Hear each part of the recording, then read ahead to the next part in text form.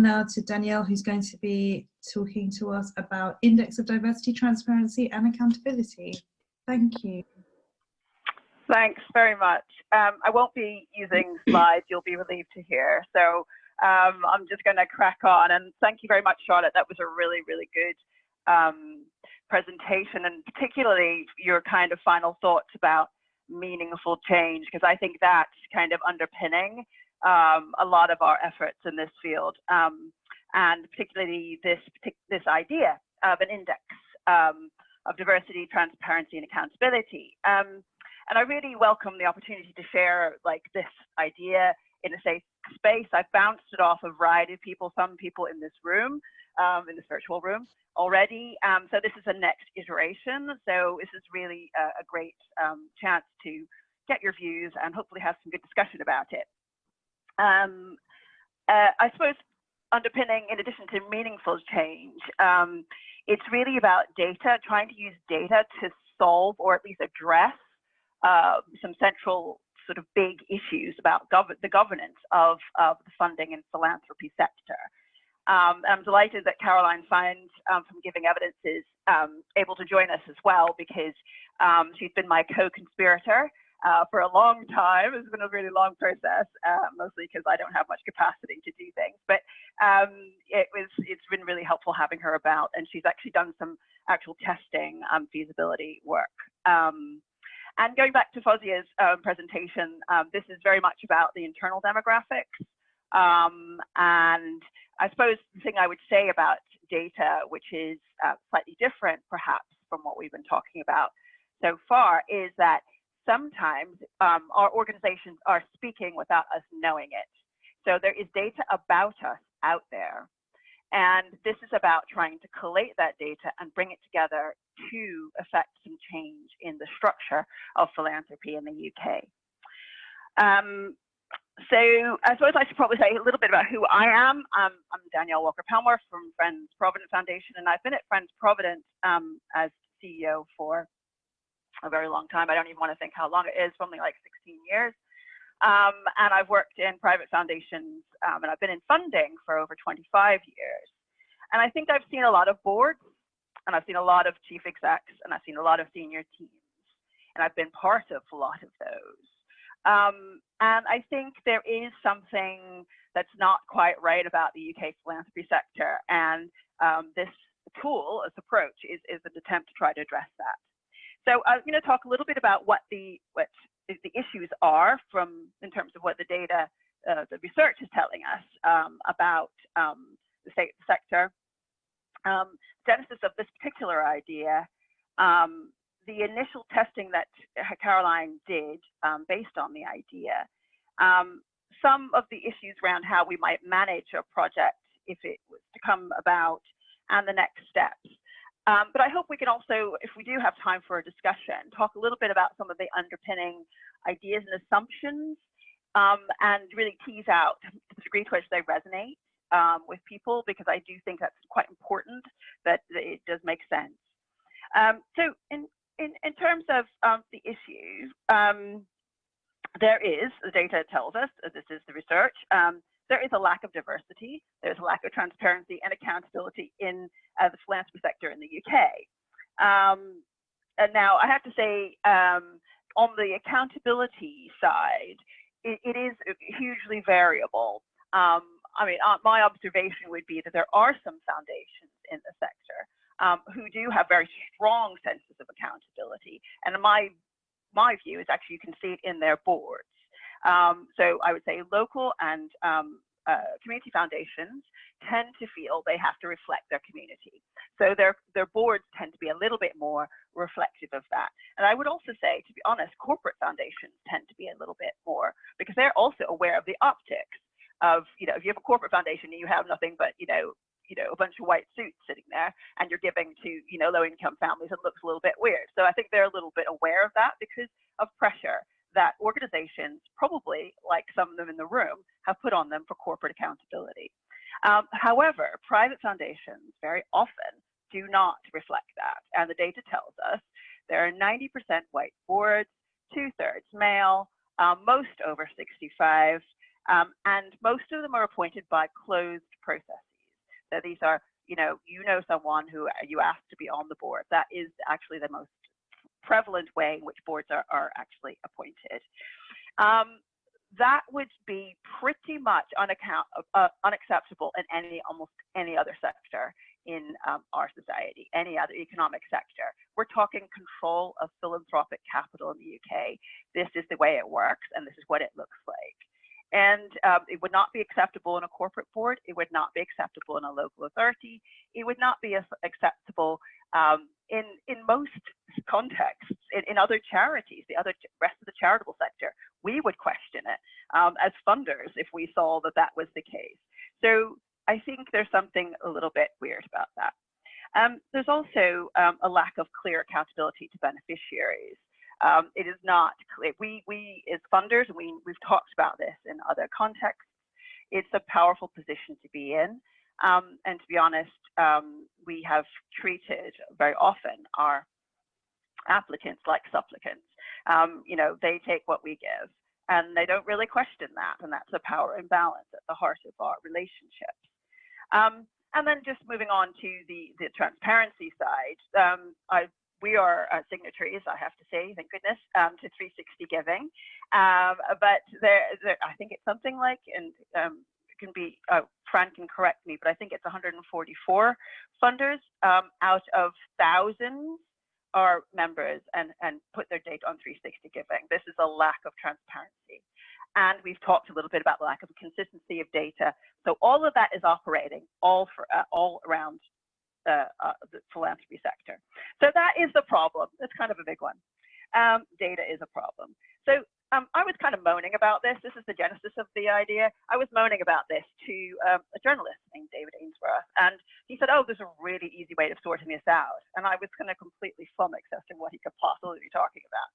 And what he meant was, what he said was, we just create an index and we publish it, and we create accountability for the sector immediately. We say publicly, this is what you look like. We hold a mirror up, and we hold it up the next year, and we hold it up the next year, and we say, is this what you want to look like? This is what the public can see. This is what you are. You are like this. Are you content with that? And it's, there's a lot of analysis we can do, but the key thing is, it is a public accountability we will be creating. And I felt that was just an incredibly powerful idea. And David really wanted to work with someone who was very comfortable with dealing with data of a variety of sorts. And Caroline was roped in at that point to start developing this. And now David's kind of dropped off the sphere, but Caroline and I are plodding on, mostly Caroline supporting me, trying to get this to fruition. So Caroline's done some initial testing, and she can talk a little bit about what she's looked at, but essentially it is publicly available data. Someone had a look at what could be trawled and how much time it would take, and we can talk a little bit about what that looks like. It is, I have to say, it's not perfect. So we could be able to discern some kinds of characteristics, but not all. And the fantastic approach that Caroline does have is that data and our methodology will be publicly available, and people could scrutinize it and tear it apart or whatever, but they would know they're doing that. It's going to come back. So essentially, it would be about making it better next time, because it will be a next time. And that feels to me really important, that this becomes a heartbeat for the sector. In terms of this will happen, regardless of whether you want to or not. And that's a new power relations for the sector as well. Now, we had some initial thinking, and I haven't really put this in the proposal that I sent round. So there's the detail is in a proposal which I'm developing, which I've sent. But we were thinking that what we really want to do is make sure this has a broad base. A single funder, including Friends Provident Foundation, could pay for this, but that's not the point. This has got to have a broader base. So I've been trotting around very slowly the variety of funders and saying, would you like to contribute a small amount toward this? And I'm hoping, I mean, we need something like 7 funders, and I've talked to, there's a lot of interest. So in 10,000 each or whatever, some amount, maybe even a larger number, be great, tiny amount of money, because this needs to be a broad base and a broad buy-in. And I'm really hoping that we can do that. And to be honest, there's a certain level of keeping the amount committed low so that it doesn't have to go to boards if people have delegated authorities, because I think the resistance will come at a board level. Now that's a Chatham House view, but my feeling is this is going to the heart of the beast to some degree, and I feel like it's quite important that we all recognize that where my perception of where the blockages are, and we can talk about that if that makes sense. And so the next steps are really actually to get this to fruition. So I'm hoping that I get a feeling of interest and expressions of interest from people here and beyond this room as well. And essentially, Friends of Providence Foundation, I think Abby's here, she's probably going to faint, but we would hold the ring in terms of making sure it all happens, and we would manage a relationship with Caroline and any data collection, and the publication, Civil Society Media, who publishes Charity Finance and Governance magazine, is interested in publishing it, like they do their audit, the review of auditors every year. They do a range of exciting projects like that. And so that would be a way that would happen. So, I mean, one of the things I thought would be helpful to talk about was some of the underpinning ideas. And I hope we can perhaps pick it up in the discussion. It is my belief, and it is my experience, that philanthropy has a really important part to play in some of the huge social and environmental challenges facing us at the moment. We have so many. So we work on the economy. Obviously, there are huge economic challenges at the moment: race equality, the rights, trans rights, women's rights. It is so important. We deal with environmental damage and degradation, loss of biodiversity. We have a really important role to play as independent funders. My feeling is our lack of accountability and our lack of transparency about our impact and our lack of taking responsibility means that we are not entirely playing that part. We have a bigger part to play, and we need to be tied back in. We need to tighten up the feedback loops so that we are engaged fully, and we are seen to be engaged in the matters in which we are taking an active role. My view is that part of the problem is at the governance level, and I'm really happy to talk about that. But my experience is that quite often trustees value the past and their history more than they value the future and the solving of future problems. They are not used to being accountable to beneficiaries because of the inherent power differential. And they have often, from the statistics, suggests they have little experience of disadvantage that many people in society face, that sometimes their organizations are actively engaged in. When you have that kind of nexus, I think it actually means that you have a sort of disconnected governance level, and that is a problem. We're underweight in terms of what we could be doing. So the combination of that, holding all this philanthropic capital and this lack of accountability, is a central problem, and I really hope this tool will address it. So I suppose the aims of this project, just to sum up, are, first of all, to improve the feedback loops, to make us more clearly linked in to the issues facing our times. It's also to drive funders who are not involved in these conversations. We've heard from Charlotte about that really vital network, 360 giving. You know, we have good but limited engagement. Then we have some of the largest funders involved in that. We've got great tools out there in the UK, but it's been at the basis of cheerleading and cajoling. And my feeling is the gloves have to come off.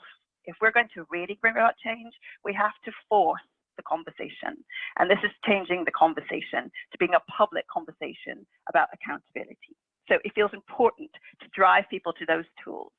And the third thing is to truly sort of tackle the issue. And this is really getting at the heart of it.